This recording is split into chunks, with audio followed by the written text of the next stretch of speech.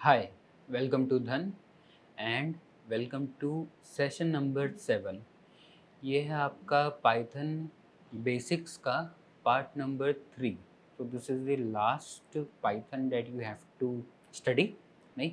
And इसके बाद आपका ना बेसिक्स कवर हो जाएगा। सो अब आप बोल सकते हो इसके बाद कि ठीक है मुझे पाइथन आता है, क्योंकि एटलीस्ट आपका बेसिक्स कवर हो गया। ठीक है, एडवांस पाइथन वो भी धीरे धीरे we will see in the next series and all कि उसको आप कैसे मैनेज करोगे। Advance Python is like pandas, आप H1 की लाइब्रेरी यूज़ करना स्टार्ट करोगे, so you will go into the advance Python. So let us come to the screen now. So I am creating a file for session7.txt की जगह .py enter start करते हैं।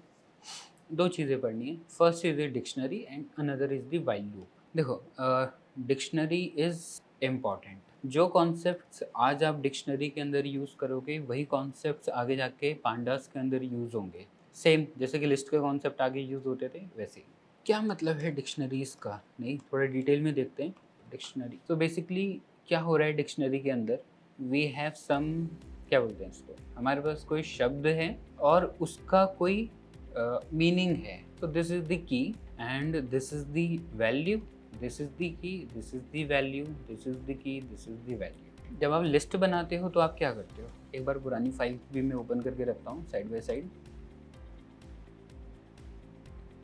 ये था ना, ठीक है। जब हम लिस्ट बनाते हैं तो क्या करते हैं, कुछ ऐसी दिख रही थी हमारी लिस्ट जो हमने पिछली बार एल्गो बनाते हुए यूज़ करी थी। स्क्वायर ब्रैकेट से स्टार्ट होता है ना, आप लिख रहे हो वॉच लिस्ट, आप दे रहे हो स्क्वायर ब्रैकेट। इसके अंदर ज़रूरी नहीं कि आप नेम ही डालो, इसके अंदर आप 1 2 3 ये भी डाल सकते हो, कुछ भी जा सकता है। लिस्ट के अंदर मैं ये भी डाल सकता हूँ और अटैच भी कर सकता हूँ। मैं बोल सकता हूँ कि आप डबल ए भी डाल दो और डबल बी भी डाल दो, आप बाय भी डाल दो और आप ACC भी डाल दो। वो डब्बा है, वो कुछ भी स्टोर कर सकता है अपने अंदर, correct. So that is your list. Now dictionaries क्या करती हैं, डिक्शनरी रिलेशनशिप इस्टेब्लिश करेगी। ठीक है, लिस्ट स्टार्ट होती है आपकी स्क्वायर ब्रैकेट से, ध्यान रखना। डिक्शनरी स्टार्ट होती है आपकी कर्ली ब्रेसेस से, यही वाला कर्ली ब्रेस यूज़ होगा, ऐसा राउंड ब्रैकेट यूज़ नहीं होगा, नहीं चलेगा उससे। ठीक है, कोड सिंटैक्स सेम रहना चाहिए। And lastly we need to do syntax. एक डिक्शनरी बनाते हैं और देखते हैं कैसे काम करेगा, नहीं? तो मैं बोल सकता हूँ, मान लेते हैं एक बहुत कॉमन एग्जांपल है, जैसे कि अगर मैं कोई लॉट साइज़ का डिक्शनरी बनाना चाहूँ, नहीं, या डिक्शनरी बनती है स्टेप वैल्यूज़ की भी डिक्शनरी बनती है। जब हम ये बात करते हैं ना कि ये मेरा एट द मनी है, एट द मनी से कितना दूर जाऊँ मैं, क्या एक स्टेप दूर जाऊँ या 2 स्टेप, तो एक्चुअली ना उसको स्टेप वैल्यू बोला जाता है, वो उसका करेक्ट नेम है। वो करेक्ट कन्वेंशन है जो NIC खुद यूज़ करता है। तो मैं बोल सकता हूँ कि ठीक है, निफ्टी की स्टेप वैल्यू 50 है, अगला स्ट्राइक आपको 50-50 पॉइंट्स दूर मिलेगा। जो बैंक निफ्टी है उसका वी विल से कि ठीक है उसका जो स्टेप साइज़ है वो 100 है। वैसे मैं लॉट साइज़ में बोल सकता हूँ कि ठीक है ACC का 100 है, सिप्ला का 200 है, रैंडम जो भी, और गेल का 300 है। इस तरीके से हम बात कर सकते हैं। सवाल ये है कि आपने ना स्टोर कराया है, पर अब इन चीज़ों को बाहर कैसे निकालोगे? बाहर भी तो निकालना पड़ेगा ना, क्योंकि जब तक आपको बाहर नहीं मिलेगा डेटा तब तक आप यूज़ थोड़ी ना कर सकते हो। मान लेते हैं कि ये मुझे 200 ना, जब बाहर मिलेगा तभी तो मैं लिखूँगा ना, क्वांटिटी इज इक्वल्स टू जो 200 इंटू, मान लेते हैं कि मैं 10 स्लॉट पे काम करता हूँ, इंटू 10। पर ये बाहर तो निकलना चाहिए ना, बाहर निकल के मान लेते हैं कि मैं इसको डबल ए वेरिएबल में स्टोर करूँगा और फिर मैं उसके साथ काम कर पाऊँगा, पर उसको बाहर तो निकालना पड़ेगा। देखो डेटा ना बंधा हुआ है स्ट्रक्चर के अंदर, यहाँ पे भी ढेर सारा डेटा है। तो अगर धन से मुझे डायरेक्टली पूरा डेटा ही एक साथ आता तो मैं काम थोड़ी ना कर पाता। मैं तो ये चाहता हूँ कि धन मुझे 966.47 की वैल्यू रिटर्न करे। तो पूरे डेटा में से which was this complete data, इस कंप्लीट डेटा के अंदर से आप इस चीज़ को बाहर निकाल रहे हो। इस चीज़ को पाइथन की भाषा में बोला जाता है पार्सिंग, PARSING। नहीं कि आप डेटा पार्स कर रहे हो। जब आप डेटा एक्सट्रैक्ट कर रहे हो, एक्सट्रैक्ट बोलो, डेट वो एक आसान वर्ड है, तो कैसे करेंगे एक्सट्रैक्ट? लिस्ट में कैसे एक्सट्रैक्ट किया था मैंने, एक बार वो देखते हैं, तो दोनों का ना एक डिफ्रेंशिएशन भी मिलेगा आपको। ये जो मैं अभी आपके लिए बनाऊंगा ना, इसको स्क्रीनशॉट संभाल के रखना, या आप इसको लिख लो, या जैसे भी आप स्टोर करना चाहते हो। ऐसे आपने बनाया, ऐसे आपने एक्सट्रैक्ट किया, या ऐसे आपने पार्स किया, या ऐसे आप इसकी वैल्यू को बाहर निकाला। We can say like this. ठीक है, कैसे आएगा? वॉच लिस्ट ऑफ 0 इसका आउटपुट क्या मिलेगा आपको, वॉच लिस्ट ऑफ 0 का मदरसन सुमी मिलेगा। वैसे अगर मैं लिखूँ वॉच लिस्ट ऑफ -1 तो मुझे क्या मिलेगा BPCL। तो ठीक है, ये हमें समझ में आ गया। ठीक है, कमेंट करेंगे, ठीक है। वैसे ही ना डिक्शनरी के ऊपर काम होता है, किस तरीके से होगा, ये तो आपने इसको बनाया, ये आपने मेक किया, ठीक है, यहाँ तक बात समझी नहीं। जब आपको एक्सट्रैक्ट करना है, पार्स करना है, डेटा बाहर निकालना है, क्या करोगे, आप लिखोगे लॉट साइज। जैसे लिस्ट के अंदर स्क्वायर ब्रैकेट देते हैं वैसे ही इसके अंदर स्क्वायर ब्रैकेट देंगे। ठीक है, लिस्ट के पास तो कोई चारा नहीं था तो उसने 0 1 2 3 करके एड्रेस बना लिए थे, पर डिक्शनरी के पास है चारा तो वो ना 0 1 2 3 4 5 ऐसे नहीं करेगा। ठीक है, वो करेगा कि जो 100 का एड्रेस है, जो 100 का रोल नंबर है वो ACC है, 200 का रोल नंबर सिप्ला है, 300 का रोल नंबर गेल है, मदरसन सुमी का रोल नंबर 0 है, OFSS का रोल नंबर 1 है, इसका 2 है, इसका 3। अभी डिफरेंस आ रहा है क्लियर। तो हम आखिरकार क्या डालते थे, रोल नंबर ही डालते थे ना। तो मैं लॉट साइज इसके अंदर रोल नंबर किसका डालूं, मान लेते हैं मैं सिप्ला का रोल नंबर डालता हूँ, तो क्या वैल्यू मिलेगी, मैंने क्योंकि सिप्ला डाला है तो I will get the value of 200। ठीक है, जब भी आप रोल नंबर डालते हो ना उसका आउटपुट मिलता है। तो आपने 0 डाला मदरसन सुमी मिला। ठीक है, आपने सिप्ला डाला, आपने सिप्ला को रखा तो आपको 200 मिला। ठीक है, तो this is how you extract the data. Now final piece is आप ऐड कैसे करते हो। मैं बोल सकता हूँ वॉच लिस्ट डॉट अपेंड, जो हमने पिछली बार पढ़ा था। मैं बोलता हूँ कि आप इसमें लेजरेन टर्बो को अपेंड मतलब ऐड कर दो। ऐड करने से क्या होगा, ऐड करने से जो मेरा वॉच लिस्ट है वो कुछ ऐसा दिखाई देगा। इसका स्क्रीनशॉट लेना ज़रूरी है।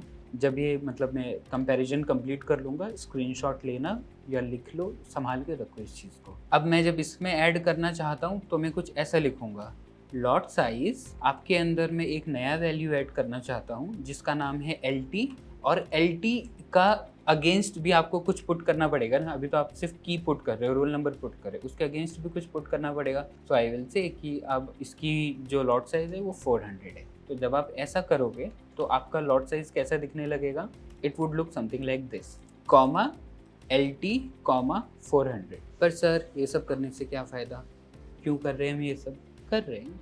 अच्छा, यहाँ पे आप अपने स्क्रीनशॉट ले सकते हो। ठीक है, लेट मी एक मिनट, स्क्रीनशॉट अभी नहीं लेना, एक बार मैं पहले इसको चलाऊँ। नहीं, एल से पाइथन।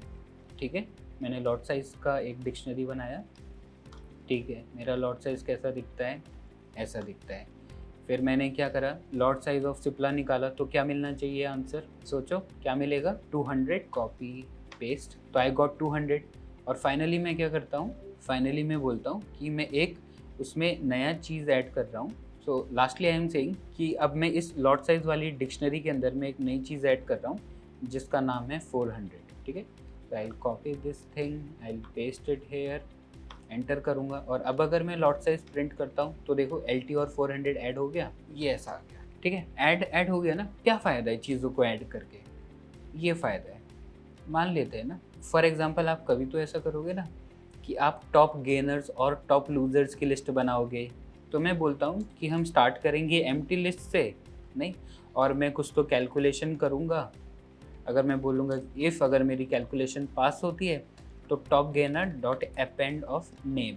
तो इसमें मेरा मान लेते कि टॉप गेनर पहली बार ACC ऐड हो गया, और फिर उसके बाद में टॉप गेनर फिर आता है तो सिप्ला ऐड हो गया, फिर तीसरा टॉप गेनर आता है, गेल ऐड हो गया। तो आप ना अपने टॉप गेनर्स की लिस्ट ऐड कर रहे हो।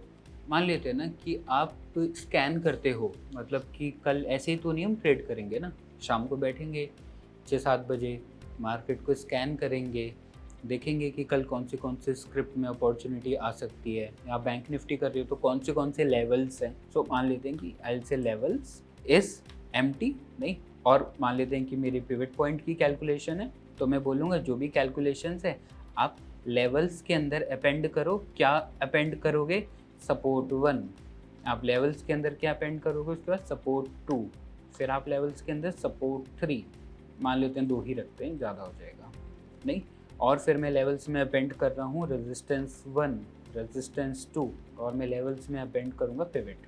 तो इसके अंदर क्या ऐड हो जाएगा, मान लेते हैं कि मेरा रेजिस्टेंस 1 है, कुछ ऐसा ऐड होगा 105, रेजिस्टेंस 2 है 104, पिवट है 100 पे, 95 पे सपोर्ट 1 है, 90 पे सपोर्ट 2 है। तो इस तरीके से ना आपका डेटा ऐड होगा।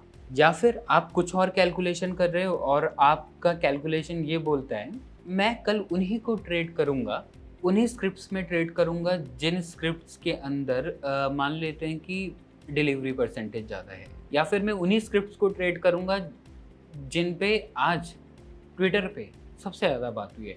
ट्विटर का भी एपीआई आता है, जैसे धन का एपीआई है, ट्विटर का भी एपीआई है। तो मैं पूरा ट्विटर का एपीआई स्क्रैच करूँगा और मैं बोलूँगा कि मान लेते हैं कि करेंटली जैसे एचडीएफसी बैंक के बारे में सबसे ज़्यादा बात हो रही है, जिसके बारे में सबसे ज़्यादा बात होगी मैं उसको ऐड करूँगा, ठीक है। So your calculation can be anything. सारी कैलकुलेशन करने के बाद कहीं तो उसको रखोगे ना, उस चीज़ को रखने में आप अपेंड यूज़ करते हो। अब डिक्शनरीज़ कैसे काम आती हैं इधर? डिक्शनरीज़ कुछ इस तरीके से काम आती हैं। मान लेते हैं कि आपने कुछ स्कैन किया, मान लेते हैं कि मैं कल कौन सी स्क्रिप्ट्स को स्कैन करने वाला हूँ, ठीक है। कैलकुलेशन कैन बी एनीथिंग, आप कैसे भी उसको काम करना चाहो, बट इसमें कैच है, सारी स्क्रिप्ट पे ना मैं बराबर का रिस्क नहीं लेना चाहता हूँ। जिन स्क्रिप्ट पे मुझे लगता है कि ये स्क्रिप्ट पे मैं ज़्यादा कॉन्फिडेंट हूँ, ये वाला प्रोबेबिलिटी मेरा ज़्यादा है कि ये वाले लेवल पे या ये वाली स्क्रिप्ट पे आई एम कॉन्फिडेंट कि ये चलेगा, वहाँ पे मैं ज़्यादा रिस्क लेना चाहता हूँ। और जिन लेवल्स के ऊपर या जिन स्क्रिप्ट्स के ऊपर मैं कॉन्फिडेंट नहीं हूँ या जिन स्ट्राइक्स के ऊपर मैं कॉन्फिडेंट नहीं हूँ, वहाँ मैं कम रिस्क लेना चाहता हूँ। जहाँ का OI ज़्यादा है वहाँ मैं ज़्यादा रिस्क लूँगा, जहाँ OI बहुत हल्का फुल्का चल रहा है वहाँ मैं कम रिस्क लूँगा। कैसे करेंगे? हम बोलेंगे स्क्रिप्ट हम बनाते हैं ब्लैंक, ठीक है। मैं बोलूँगा कि इफ़ मान लेते हैं कि OI कैलकुलेशन है आपकी, कुछ तो एक कैलकुलेशन है नहीं, या फिर PCR रेशियो है आपका कुछ, तो ऐसा ही करते हैं, काम करते हैं, PCR रेशियो लेते हैं, ठीक है। तो मैं बोलता हूँ कि अगर PCR रेशियो, वॉल्यूम बोल देते हैं नहीं, इंस्टीट्यूशनल वॉल्यूम रेशियो, अगर मैं बोलता हूँ कि अगर मेरा इंस्टीट्यूशनल वॉल्यूम का जो रेशियो है वो मान लेते हैं कि 10 से ऊपर है, ठीक है। तो आप बोलो स्क्रिप्ट्स, उस जो भी स्क्रिप्ट का नाम आप लेना चाहते हो वो, ठीक है, और उसके अगेंस्ट आप जो रिस्क लोगे वो मान लेते हैं कि वो है 0.5% का आप रिस्क लोगे, ठीक है। तो मैं बोलता हूँ जब आप ऐसा करोगे ना, so it would look something like this कि ACC में जो इंस्टीट्यूशनल वॉल्यूम है वो 10 से ज़्यादा था, ठीक है। तो उसके अगेंस्ट अब जो मैं रिस्क लेना चाहता हूँ वो मैं 0.5% लेना चाहता हूँ। नाउ आई कैन से अगर मेरा इंस्टीट्यूशनल वॉल्यूम बड़ा है बट सिर्फ मान लेते हैं कि 5 से बड़ा है, ठीक है, तो मैं उसमें जो रिस्क लेना चाहता हूँ वो सिर्फ 0.25% का लेना चाहता हूँ। तो एज्यूम करते हैं कि हमारा सिप्ला आ गया और सिप्ला पे जो रिस्क पड़ा वो पड़ा 0.25% का। तो ज़रूरी नहीं है ना कि आप सारे स्क्रिप्ट पे उतना ही बजट लगाओ। ऐसा थोड़ी ना होता है कि जैसे इंडिया का बजट निकला तो हम एजुकेशन में भी उतना ही देंगे और डिफेंस में भी उतना ही देंगे और रेलवे में भी उतना ही देंगे। सबका डिफरेंट होगा, जिसकी जैसी नीड है, जिसकी जैसी अर्जेंसी है, नेशनल प्रायोरिटी जैसी है, उस हिसाब से थिंग्स विल चेंज। वैसा ही जो आपको लगता है कि this thing is going to work, वहाँ पे रिस्क बढ़ा दिया, और जहाँ पे लगता है कि नहीं यार ये शायद करे ना करे, वहाँ पे रिस्क घटा दिया। तो बस हो गया। फिर जब आप ट्रेड करोगे तो आप इसको एक्सट्रैक्ट कर सकते हो। फॉर एग्जांपल मैं बोल सकता हूँ कि स्क्रिप्ट्स में से सिप्ला को एक्सट्रैक्ट करो, तो this is my risk percentage. देखो वापस से देखो, ठीक है, मैं इसको लेकर आऊँगा। कैसे निकालते थे हम? ऐसे ही निकाल रहे थे ना, जब एक्सट्रैक्ट करना चाह रहे थे तो हमने लॉट साइज बनाया। जब हमें एक्सट्रैक्ट करना होता है तो हम क्या लिखते हैं? जो भी हमारा बेस है विच इज़ लॉट साइज की डिक्शनरी, उसमें से हमने की दे दिया तो बाहर आ गया। तो वैसे ही मैंने स्क्रिप्ट्स दिया, उसमें से सिप्ला दिया, तो मेरा रिस्क परसेंटेज क्या आएगा? 0.25, उसको बाहर निकाल देगा। Let us test it one time. Scripts ली, ठीक है, और मैं यहाँ पे क्या लिख रहा था? Risk percentages scripts of Cipla, नहीं। तो अगर मैं रिस्क परसेंटेज अब लेता हूँ तो 0.25 आया। यहाँ पे इस पॉइंट पे ना you need to just understand it, सिर्फ समझ लो, नहीं। अभी अगर बहुत डीपली भी अगर नहीं समझा तो कोई बात नहीं, क्योंकि इस कॉन्सेप्ट्स को हम आगे आगे यूज़ करेंगे ना तो फिर वो और तराशा जाएगा और मजबूत होगा। बट आज के लिए you need to just understand the basics कि ये ऐसा होता है।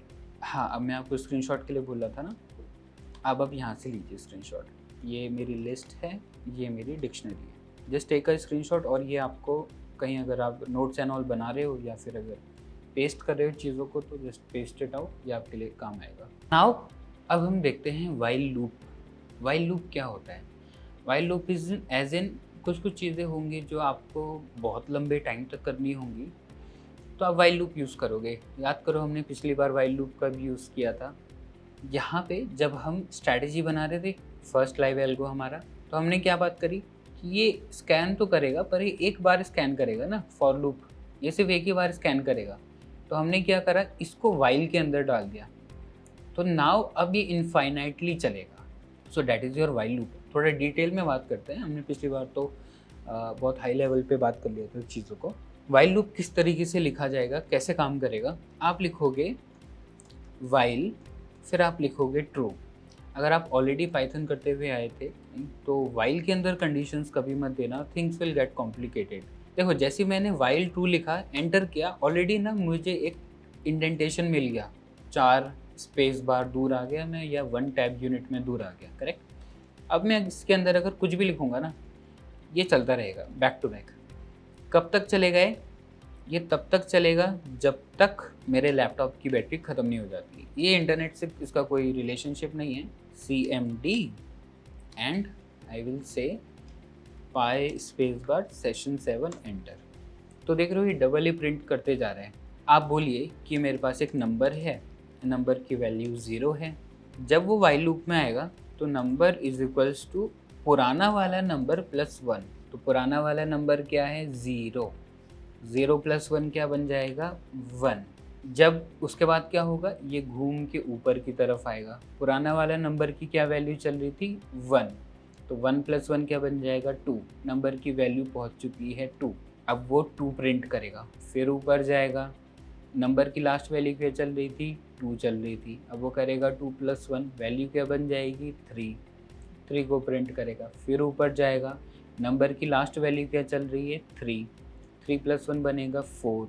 इस 4 को वो इस नंबर वेरिएबल के अंदर अपडेट करेगा, प्रिंट करेगा, फिर जाएगा।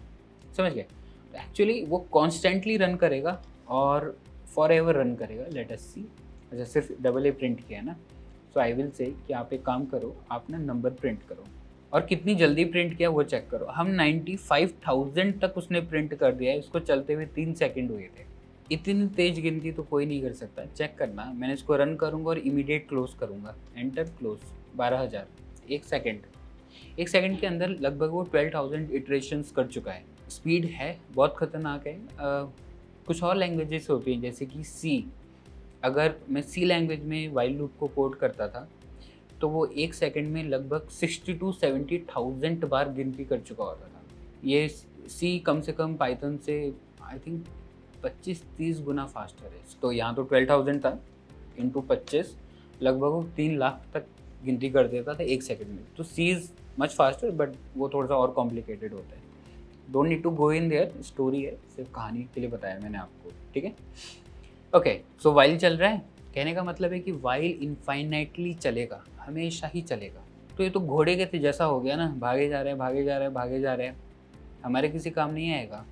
एक भागता हुआ घोड़ा हमारे किसी काम का नहीं है। तब तक काम का नहीं है जब तक आप उसको लगाम ना कस सको। तो अब लगाम कसते हैं। 3 चीज़ों से आप उसको मैनेज कर सकते हो। आप मैनेज करो या लगाम करो, 3 चीज़ें हैं, ठीक है। First thing is break. आपको घोड़े को बोलना पड़ेगा रुक जा, आपको बोलना पड़ेगा पास, आपको घोड़े को ये भी बोलना पड़ेगा कि इग्नोर कर, आगे आगे चल। इन सब चीज़ों में मत पड़। कभी कभी आपको घोड़े को बोलना पड़ेगा कि स्किप कर दे ये वाली चीज़। जैसे कि कोई हर्डल आ गया तो थोड़ी ना कि सामने से उसको टक्कर मार के चला जाएगा दीवार को, स्किप करेगा ना, ऊपर से छलांग लगानी पड़ेगी, साइड में से जाना पड़ेगा, तो स्किप भी करना पड़ेगा। ब्रेक का तो मतलब साफ सुथरा है अपने आप में। पास का मतलब होता है इग्नोर करो, ठीक है, और ब्रेक का मतलब होता है ब्रेक कर दो चीज़ों को। तो अब तीनों को यूज़ करके देखते हैं। मैं बोलता हूँ इफ़, देखो इफ़ वापस आ गया, यही तो यूज़ किया था हमने पिछले सेशन में ना। जो आप पढ़ रहे हो ना वो आगे तक पूरा यूज़ आएगा, मतलब ऐसा नहीं कि एक बार पढ़ा और छोड़ा। अभी जो मैं आपको कॉन्सेप्ट पढ़ा रहा हूँ वो आगे तक पूरे यूज़ होने वाले हैं। सिर्फ वही पढ़ाए जा रहे हैं जो यूज़फुल है, बाकी सब मैं हटा चुका हूँ from the course. So I am going to say कि अगर मेरे नंबर की वैल्यू बराबर है, मान लेते हैं कि 25 के, तो आप कोड को ब्रेक कर दो। अब मैं इसको रन करता हूँ, ब्रेक हो गया। तो पहली हमने चीज़ देखी कि कैसे हम इसको मैनेज करेंगे, ठीक है। जैसे ना आप वाइल के ऊपर ये 3 चीज़ें रखते हो ना, वैसे ही ना आप फॉर लूप के ऊपर भी रख सकते हो। मैं आपको फॉर लूप के साथ बताऊंगा, फॉर लूप के साथ इट बिकम्स ईजियर। मान लेते हैं कि this is my watch list, so I will say for name in watch list, ठीक है। आप प्रिंट करते रहो मेरे लिए वॉच लिस्ट। तो अब ये चलना स्टार्ट करेगा और पूरी वॉच लिस्ट प्रिंट करेगा। वॉच लिस्ट नहीं, प्रिंट नेम, बेसिकली पूरी वॉच लिस्ट नहीं, नेम प्रिंट करना है। करा उसने प्रिंट। बट अब मैं बोलना चाहता हूँ कि आप एक काम करिए, आप ना सिर्फ आइडिया तक प्रिंट करो। क्या बोला जाएगा? अब कोड सोचने की कोशिश करो। क्या कोड लिखेंगे हम इधर? अब if name double equal to idea break, correct? क्योंकि मैं चाहता हूँ कि तुम सिर्फ आइडिया तक चलो, उसके बाद नहीं चलो। तो रन करते हैं, देखो सिर्फ आइडिया तक चला। नाउ सेकंड स्टेटमेंट इज जहाँ पे आप करते हो पास। पास का क्या मतलब होता है? इग्नोर करो, जाने दो। सो आई विल से कि अगर name is equals to idea तो आप पास कर दो, जाने दो उसको। तो देखो वो पूरा चला, वो रुका नहीं है, पूरा चला। नाउ फाइनली आप ये भी बोल सकते हो कि सर जब पास लिखने से कोई फ़र्क ही नहीं पड़ता है तो पास हम लिख भी क्यों रहे हैं? पास इसलिए मैं आपको पढ़ा रहा हूँ ना, क्योंकि आगे जाके ना there is something called as exception management, error management. कुछ एरर्स होंगे ना जो आपको पास करने पड़ेंगे, जो आपको इग्नोर करने पड़ेंगे। कौन से एरर हो सकते हैं? फॉर एग्जांपल मान लेते हैं कि डेटा मेरा 1 सेकंड से डिले आ गया। 3 ऑप्शन है मेरे पास, क्या करा जाए? डेटा 1 सेकंड डिले आया है तो क्या पूरा एल्गो ब्रेक कर दूँ, बैठ जाऊँ? ऐसा नहीं करना चाहिए। डिले तो एनएससी भी देता है, एनएससी से कितनी बार दिक्कतें हो जाती हैं, तो ब्रेक तो नहीं कर सकते। स्किप कर सकते हैं क्या? स्किप करना is a option and actually ignore करना इज ऑल्सो ऑप्शन, ठीक है। There will be some conditions जहाँ पे there will be some errors जहाँ पे आपको चीज़ों को इग्नोर करना पड़ेगा। The third statement is continue. Continue का क्या मतलब होता है? कंटिन्यू का मतलब होता है कि स्किप करो। देखो I will tell you code कैसे जाता है। फॉर लूप में जाएगा, ये कैलकुलेट करेगा, ये कैलकुलेट करेगा, ये कैलकुलेट करेगा, ऊपर जाएगा, फिर ये ऊपर जाएगा, ये ऊपर जाएगा। कंटिन्यू इज लाइक कि कोई भूत देख ले। जब आप भूत देख लेते हो तो क्या होता है? जहाँ से आए थे हम सीधे उधर ही भाग जाते हैं, हम आगे थोड़ी ना जाते उस रास्ते पे। हो गया, अब इस रास्ते और नहीं जाना, वापस चलो पीछे की तरफ। ये करता है कंटिन्यू। अब यहाँ पे आएगा, जैसे ही कंटिन्यू अगर हिट होता है, अगर कंटिन्यू की कंडीशन हिट होती है तो क्या करेगा? ये ऊपर चला जाएगा वापस, और फिर नेम की जो नेक्स्ट वैल्यू होगी वहाँ से चीज़ें स्टार्ट होंगी। Let me show you to an example, क्योंकि बिना एग्जांपल के कंटिन्यू को समझाना इज़ रियली टफ। मान लेते हैं इसको ना थोड़ा छोटा करते हैं, आइडिया तक करते हैं वॉच लिस्ट को। सो आई विल से कि आप एक काम करिए, आप ना स्कैन करते रहो चीज़ों को, पर कुछ लिस्ट मेरे FNO बैन के अंदर भी होती है, करेक्ट? आप सारे FNO नहीं ट्रेड कर सकते हो। NSE कुछ रूल सेट के हिसाब से FNOs को बैन भी करता है। तो मान लेते हैं कि आज बैन के अंदर, और डेली ये लिस्ट अपडेट होती है, बैन के अंदर अभी मेरा OFSS चल रहा है और कॉमा मेरा डिक्सन चल रहा है। मैं इसको बोलूँगा कि अगर मेरा नेम एग्जिस्ट करता है इन FNO बैन तो आप कंटिन्यू करो, आप उसको स्कैन मत करो, क्योंकि उसका बैन पीरियड चल रहा है ना, तो आप उसमें ट्रेड नहीं कर पाओगे। So you need to skip it. अब चेक करना, अगर मैं इसको बंद कर दूं क्या होगा? ये बोलेगा कि मैं स्कैन कर रहा हूँ। सबको स्कैन किया, कोई दिक्कत नहीं आई। अब मैं बोलता हूँ कि अगर FNO बैन मैंने इनेबल कर दिया है, ठीक है, अब अगर मैं रन करूँ तो चेक करो। पहले तो मदरसन पे गया, फिर जैसे ही वो पहुँचा OFSS पे, नेम की वैल्यू जैसी मेरी OFSS बनी तो ऑब्वियसली OFSS मेरा FNO बैन के अंदर रहता है। ये कंडीशन हो गई ट्रू, क्योंकि ये कंडीशन ट्रू हो गई तो उसने करा कंटिन्यू। कंटिन्यू इज़ लाइक भूत को देख लेना, तो वो क्या करेगा? वापस ऊपर चला गया। जब वो वापस ही ऊपर चला गया तो कभी भी उसको स्कैन करने का चांस नहीं मिला। इसलिए आप यहाँ पे देख रहे हो, पिछली बार उसने स्कैन किया था पर इस बार उसने स्किप मारा, मदरसन से सीधे मनपुरम पे आया। देख रहे हो, मदरसन से सीधे मनपुरम पे आया है, OFSS एग्जिस्ट ही नहीं करता। ऐसे ना आप सर्टेन कंडीशंस बनाओगे कि अगर ये कंडीशन है ना तो इसको ट्रेड मत करो। जैसे कि अगर डेटा इनकरेक्ट आ गया, हो सकता है API है। अच्छा, आपको पता है क्या? आई टेल यू दी, एक पहले तो ये सेट करना ज़रूरी है। 6 दिन पुरानी बात है, मतलब कोई 1 अगस्त टाइप का कुछ तो नहीं, एक्चुअली क्या हुआ, माइक्रोसॉफ्ट में कुछ तो इशू आ गया और जितनी भी सर्विसेज थी ना वो सारी सर्विसेज बंद हुई हैं। मतलब फ़्लाइट डिले हो गई है क्योंकि वो लोग भी विंडोज़ यूज़ कर रहे हैं ना। आपके बैंकिंग के सिस्टम बंद हुए उस समय, थाउजेंड्स ऑफ रिपोर्ट नहीं, मतलब it was a global outage actually. Gmail बंद हो जाता है, यूट्यूब बंद हो जाता है। आई थिंक 6 या 8 महीने पुरानी बात है, व्हाट्सएप पे भी कुछ हुआ था। तो ऐसा नहीं है कि आपने सॉफ्टवेयर लिख दिया तो गड़बड़ नहीं होगी। आईटी इज़ लाइक कि आप लिखोगे नहीं, वो 99.99999% काम करेगा, पर 0.0001% वो काम नहीं भी करेगा। और जब वो नहीं करेगा तो आपको उसको मैनेज करना आना चाहिए। एक केस क्या हो सकता है, मान लेते हैं कि एपीआई से डेटा गलत आ गया, that can happen for sure. ये स्कैन कर रहा था और मैं बोल रहा था कि if RSI is greater than 60 तो आप यहाँ पे बाय कर लो, ये मेरा एल्गो है नीचे का, मान लेते हैं नहीं। So I will write if data is equals to wrong. अगर डेटा गलत आएगा, ये डमी कोड है but it would look something like this. अगर डेटा गलत आता है तो भी मैं कंटिन्यू करना चाहता हूँ, I don't want to trade it, क्योंकि अभी डेटा गलत आया ना, अगले सेकंड सही आएगा, पर अभी गलत आया ना तो मैं गलत चीज़ के बिहाफ पे थोड़ी ना डिसीजन लूँगा। तो आई वांट टू कंटिन्यू। ये कुछ कंडीशंस बनेंगी, अब जब एग्जैक्ट हम एल्गो बनाएंगे तो उस समय कंडीशंस बनेंगी। So I would be able to point you out कि देखो कंटिन्यू यूज़ किया था ना, यहाँ यूज़ हुआ पर्टिकुलरली कंटिन्यू, ठीक है। अभी के लिए you should have this theoretical knowledge कि भैया कंटिन्यू नाम का एक आदमी होता है, वाइल नाम का आदमी होता है, ब्रेक पास नाम के आदमी होते हैं, वो ऐसा ऐसा काम करते हैं, बस इनकी जानकारी रख लो, इंट्रोडक्शन हो गया, बात खत्म। अब जब काम आएंगे तो हम इनके पास जाएंगे और we will use them at that point, ठीक है। So this was it actually for the session 7, ठीक है। कहाँ पहुँचे हम? पिछला जो सेशन था, जो होमवर्क था कि आप 4 घंटे एक्चुअली इन्वेस्ट करने वाले थे उसके ऊपर, नहीं। I hope and I really hope कि आपने वो समय दिया है, नहीं। अगर आप वो समय दे चुके हो सो वेल एंड गुड। मुझे पता है, मैं खुद भी डेवलपर हूँ, रात 3 बजे तक जागना, वाइफ की डांट सुनना, खाना भूल जाना, ये सब होगा नहीं। So this is all common, नहीं एक्सपेक्ट करो कि परेशानियाँ आएंगी। तो I know it from the heart कि कौन से फेज़ से आप गुजर रहे हो ये सब करने के चक्कर में, बट ये फेज़ ओवर होने वाला है। 3 सीढ़ियाँ और हैं, ओवर होगा, ठीक है। एक्चुअली ओवर क्या होगा, आपने पहला तो एल्गो बना ही लिया ना, so you have something in your hand. So we did the introduction, install आप कर चुके हैं, कोड बेस आपको चलाना आता है, एक्सेल पे डेटा आ रहा है, LTP आ रहा है, पाइथन आपने सीखा, और पाइथन आपने सीखा। आपने पिछले सेशन में अपना पहला लाइव एल्गो बनाया, 4 घंटे डाले हैं, चेक किया है, everything is working for you.